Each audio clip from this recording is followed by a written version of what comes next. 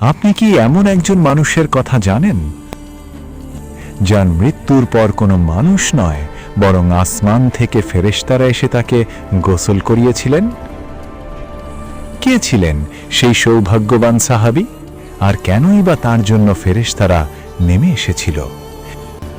জানতে হলে আজকের ভিডিওটি শেষ পর্যন্ত দেখুন। ঘটনাটি ছিল উহুদ যুদ্ধের সময়ের ইসলামের ইতিহাসে এক কঠিন পরীক্ষা। সেই সময়ে মদিনার এক যুবক সাহাবী, নাম তার হানজালা ইবনে আবু আমের রাদিয়াল্লাহু আনহু। তার জীবনের এক বিশেষ রাত ছিল সেটি, তার বিয়ের রাত। বাসর ঘরের আনন্দের মুহূর্তে হঠাৎ তার কানে এলো এক ঘোষণা। রাসূলুল্লাহ সাল্লাল্লাহু আলাইহি ওয়াসাল্লাম উহুদ যুদ্ধের ডাক দিয়েছেন, মুসলিমরা যুদ্ধের ময়দানে যাচ্ছে। হানজালা রাদিয়াল্লাহু আনহু মুহূর্তের জন্য দ্বিধা করেননি। তিনি তার নববিবাহিতা স্ত্রীকে রেখে তলোয়ার হাতে তুলে নিলেন।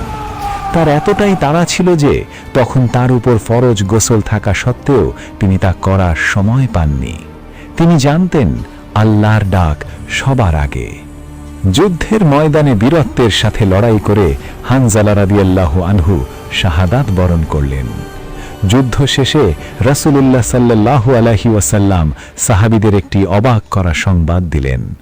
তিনি বললেন, আমি দেখতে পাচ্ছি ফেরেশতারা আসমান ও জমিনের মাঝে রূপার পাত্রে রাখা মেঘের পানি দিয়ে হানজালাকে গোসল করাচ্ছে।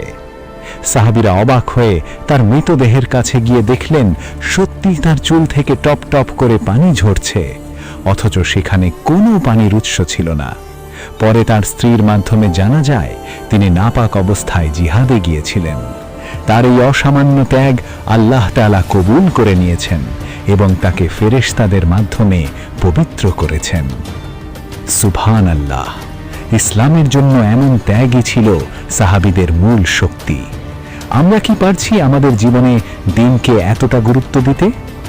ভিডিওটি ভালো লাগলে লাইক দিন এবং এমন আরও অজানা ইসলামিক তথ্য জানতে আমাদের চ্যানেল সাবস্ক্রাইব করে বেল আইকনটি চেপে রাখুন। কমেন্টে লিখুন সুবহানাল্লাহ। জাযাকাল্লাহ খাইরান।